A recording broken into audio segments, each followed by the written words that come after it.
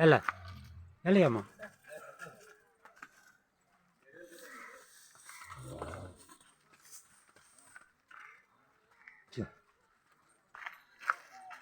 తిప్పే ఇటు తిప్పే